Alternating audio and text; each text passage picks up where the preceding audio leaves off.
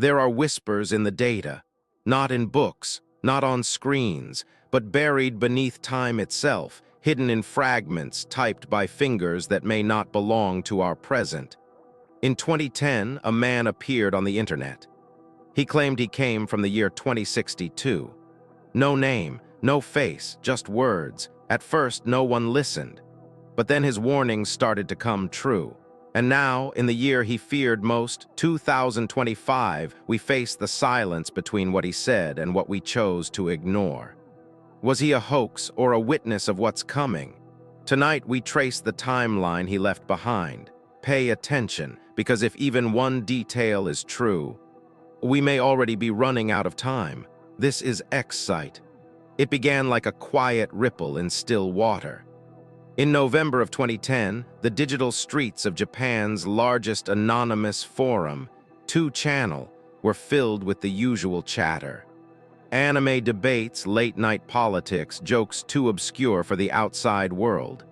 The static of the internet was comforting, ordinary, but then a post surfaced, unassuming, short, but deeply unsettling. I come from the year 2062. He offered no personal story, no introductions. He didn't ask questions, didn't engage in argument. He simply announced his presence like a shadow slipping through time. He said he came not out of curiosity, but for a mission, not to save himself, but to warn humanity. He didn't scream, he whispered. And at the bottom of the post, beneath the brief, emotionless words, was something else. A sequence of strange characters, half Japanese, half unreadable, like a forgotten language mangled by time itself. It looked like nonsense, until someone tried to decode it. The translation, though primitive, chilled the few who paid attention. Run to the mountains. No further explanation. No time, no context, just those 4 words. Most readers mocked him. A hoax, a creepy pasta. Another lonely boy with too much imagination and too much internet. But there were a few who couldn't shake the unease. Something about it didn't feel like a prank. It felt like a riddle left behind by someone who had already seen the answer. And then the post vanished, buried beneath memes, forgotten by the masses until the ground itself remembered. The morning of March 11th, 2011 was gentle in northeastern Japan. A breeze moved softly through quiet neighborhoods. Children walked to school. Fishermen returned with their catch. The skies above Tohoku were washed in pale spring light, calm, unbothered, as if nature had taken a breath and held it still. But beneath the surface, something ancient stirred. At exactly 2:46 p.m., the ground convulsed. Not a shake, not a tremble, but a violent rupture, as though the earth itself had been punched from within. Seismographs across the globe shuddered in alarm. A 9.0 magnitude earthquake, one of the strongest ever recorded, had struck the Japan Trench with unforgiving force. Glass shattered in cities, mountains cracked, roads bent like paper, but it wasn't over. From deep beneath the Pacific, a wall of water began to rise. It was not a wave, it was a leviathan. Over 40 meters high, it roared forward, silent from a distance, unstoppable up close. Within minutes, coastal towns were erased. Entire communities were swallowed. Cars, homes, bodies, all swept away as the ocean poured into the land like a liquid god. Power plants failed. Fires broke out. In Fukushima, radiation began to leak, turning tragedy into nightmare. Over 18,000 people were gone, dead, missing, lost in water, in rubble, in silence. The world stood frozen. And somewhere in the chaos, a murmur spread, not from rescue workers, not from politicians, but from the forgotten corners of the internet. Didn't someone warn us? Old forum threads were reopened, archived pages restored. There it was, dated 2010, the post no one had taken seriously. Run to the mountains. What once felt like fiction now felt fatal. A joke turned omen. Suddenly, it wasn't just the earth that had cracked open, it was belief. Who was this man from 2062, and what else had he seen? 4 months passed, the oceans calmed, the fires died, but Japan's wounds remained open, raw, visible, and silent. The nation was grieving, rebuilding, questioning, and then he returned. It was July 2011, same forum. Same strange tone, same user, no name, just the cold weight of 2062. His reappearance wasn't grand. It didn't scream. It slipped in like fog through a door left ajar. This time, people weren't mocking. The post was flooded instantly. Hundreds of questions pouring in like a tidal wave. How did you know? Will it happen again? Is the worst still coming? But he didn't answer. He typed only one line, cold, direct. I will return in April 2016. Be mentally prepared. Then he disappeared again. No sound, no farewell, just silence. And that silence stretched for 5 long years until the ground moved again. April 14th, 2016. Evening, Kumamoto Prefecture, southern Japan. The sky was heavy with moisture, windless, still. At 9:26 p.m., without warning, the earth jolted violently. A magnitude 7. 0 earthquake rocked the region. Houses buckled. Highways cracked open like broken ribs. In the darkness, screams echoed across the prefecture. Emergency sirens cried into the night. 2 days of aftershocks followed, some nearly as strong as the first. And on April 15th, exactly 1 day after the quake, he returned. 2062.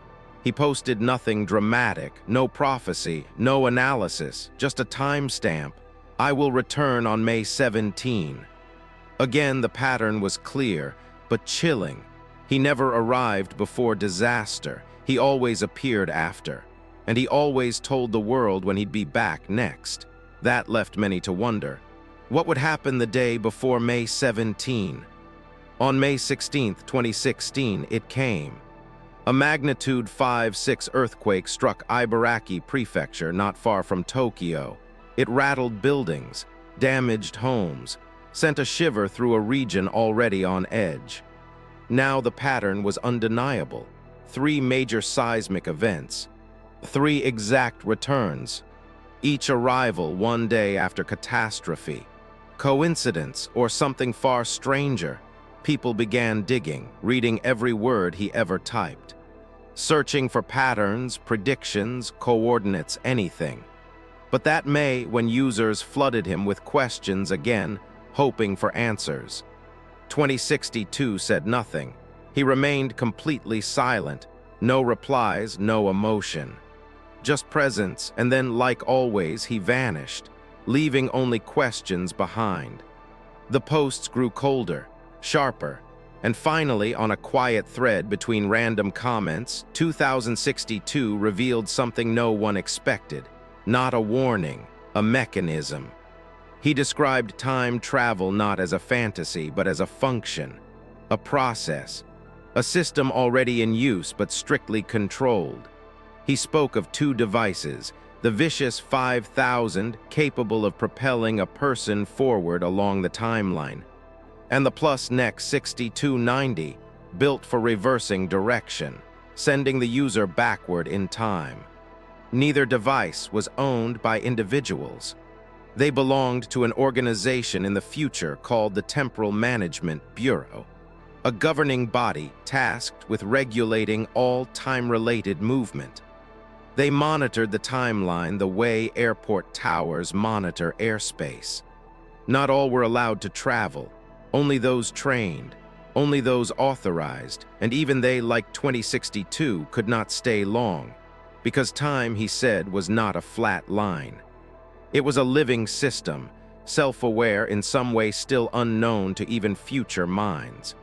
And like the body's immune system, it could detect anomalies, violations of causality, echoes out of place, and remove them. A traveler who broke the rules would not be punished. He would be erased, not arrested, deleted, Gone from the past, gone from the future, gone from memory itself. That is why he couldn't reveal certain events, not because he didn't want to. Because the system wouldn't allow it. Even the simple act of staying too long in one year would trigger the erasure mechanism. And so he came, left hints, and vanished. Every post was a risk, every word a gamble, and still he kept coming back.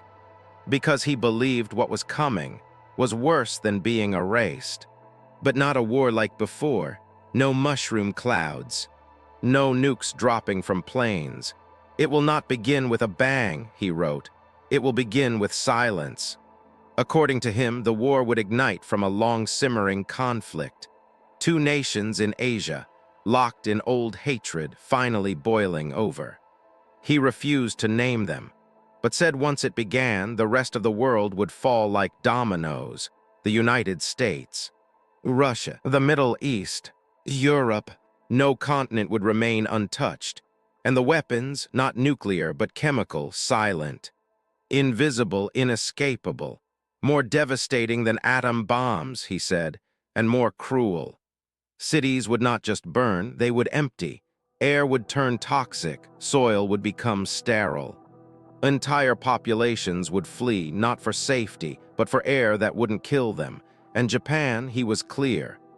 Japan, he said, will come close to being erased from the map.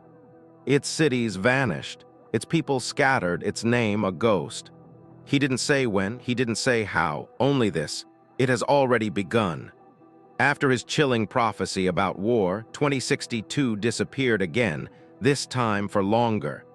No farewells, no riddles, just silence. But silence in his case never meant peace. For those who followed his trail, who mapped his appearances against disasters, a strange pattern began to emerge, a rhythm hidden beneath the chaos. And then came his final communications. Two messages buried in unrelated threads. Both encrypted, both ignored by most, but to the few who understood his patterns, they were warnings wrapped in code. The first, July 4th, 2025, watch the ocean, the ground will speak. It was direct. No metaphors this time. A major earthquake, he implied, would strike off the coast of Japan.